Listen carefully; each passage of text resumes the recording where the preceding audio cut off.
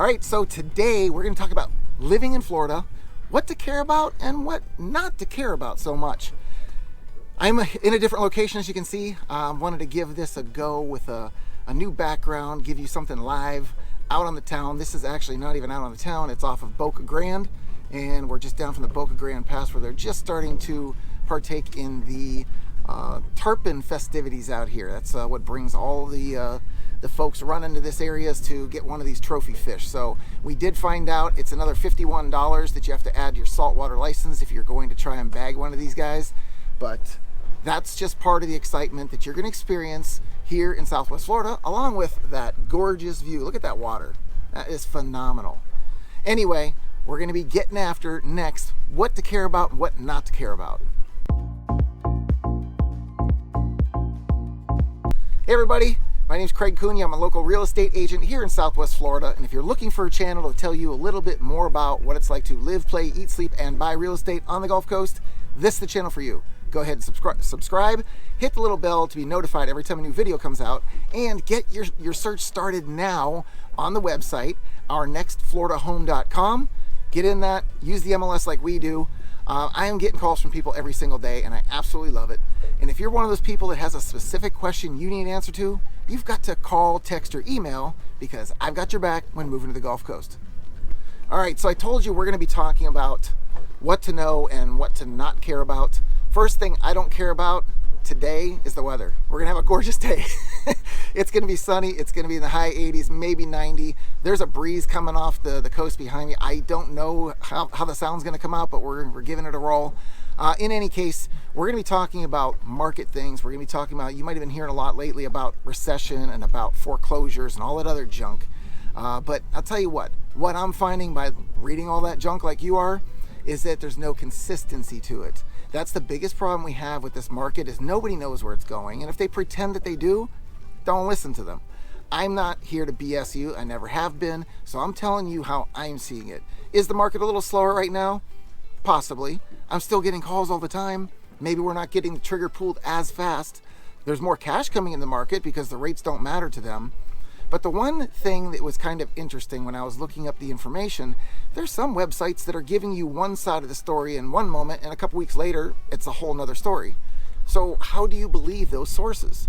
And that's where the problems come in. As far as a recession, obviously with pricing on things the way it is, yeah, anybody could say there's a recession coming, but what does that look like? How extreme is it? What's it going to affect? Is it affecting everything or just certain things? Too many questions. I'm not willing to dive into that. That hole is a little deeper than I want to get into, but I will address the foreclosure thing, because here's what you're not thinking about if you're thinking you're going to steal some foreclosures. A bank is a business. They want the most money they can get for the property. So don't think you're going to run out there and steal a foreclosure. You're not. The bank is going to price it according to what the market's doing, and you're going to pay that price. That's just the way it is. Competition will still be there. If a number of these would come out, there would probably be less competition per home, but unfortunately, Florida is probably the most sought after state right now, so getting into anything down here is going to be a challenge. I still recommend doing your due diligence, getting to the area you want to be in, drive around. I've got some clients still come in the area and don't even have an idea of where they want to be. Oh, somewhere between Sarasota and Marco. That's a big space. I can't help you in that whole space. We need to narrow it down. So in the narrowing down part, we're going to go through the numbers. I'm going to get you the comps. I'm going to tell you what makes sense. And please do me a huge favor. When you come in town, give me some notice ahead of time. This past week, I had 3 different couples come in and ask for my time the next day or the next few days. I would love to say yes. I do have business that's ongoing. I also have family.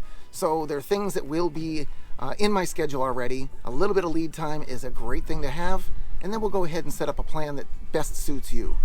All right, so when we talked about the potential recession, and obviously rates are climbing, and a lot of people do have those questions about what's the market going to do and how's that going to affect me. Well, it shouldn't affect you any worse than it has historically at other times when we've had this happen. There have been times that the rates have been much higher, but you know what? Homes were still purchased. People still need a place to live. And if you haven't heard, Southwest Florida is one of the most overpriced places in the United States for rent. So if you think you're going to come in the area and just rent for a little bit, good luck with that one.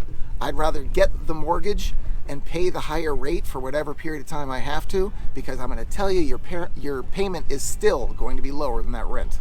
Now, one of the things that we're running into here, you've heard about the insurance, the lots of fraud and things going on here, but what I didn't even realize is that when these roof claims come in, 8% are actually claims that are paid.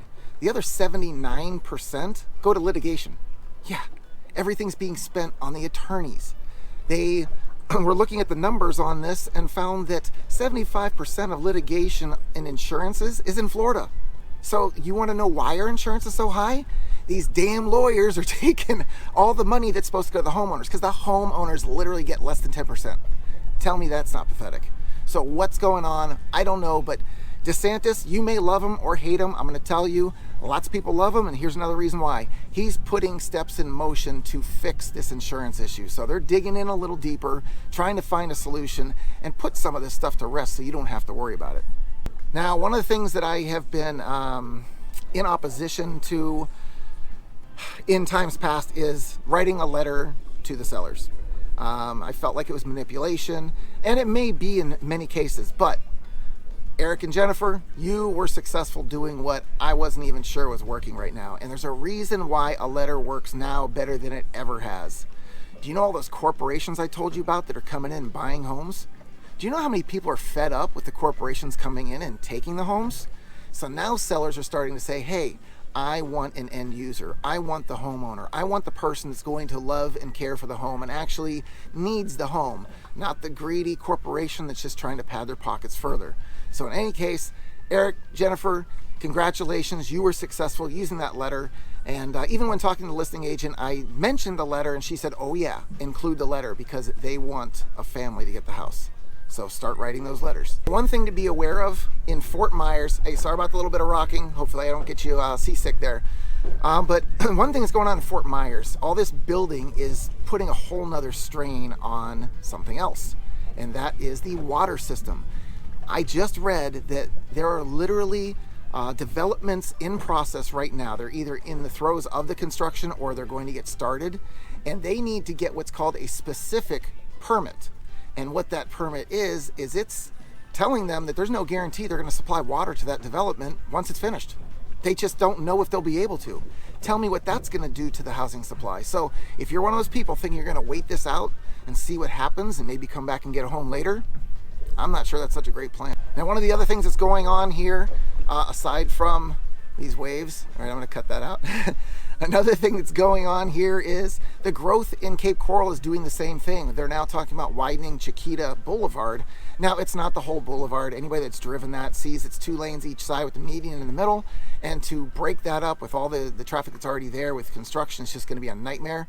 This is on the north end, all the way up towards Kismet, where it funnels down into 1 lane. They're going to widen that up to the intersection to allow that traffic to flow better up on the north end, because more and more people are moving to the north end, regardless of the well and septic, which we're going to talk about that in a minute. Regardless of that, they want the space, they want to be away from the craziness. So the place you're going to do that is in the northwest. Well, let's just go ahead and talk about that now, the well and septic. I'm just going to name a few pros and cons, and it's not something that should completely be taken off the table for you, because you're not getting the expenses of water and sewer. Water and sewer, not only do you have a monthly bill of at least $100, if you have a pool, count somewhere in the 200 plus range. But aside from that, you have an assessment, and anybody that's been in Cape Coral for any amount of time knows about the assessment. It's about $20,000. It's put on the tax roll for the property. It's paid off over 20 years, and it's going to be about $1,200 to $1,500 for the year to have that done. If you're up in the well and septic, you don't have that bill. None of that stuff's happening. You have a well system, and that system as a whole, a basic system, you're probably looking at maybe $4,000 or $5,000. If you want to get into a whole house reverse osmosis, and my builder highly recommends this, he has it on his own home, it's about $12,000, but that will give you, as he says, cleaner water than what the city gives you. It tastes better, it's better for your skin, it's better for everything that you're going to do around the house.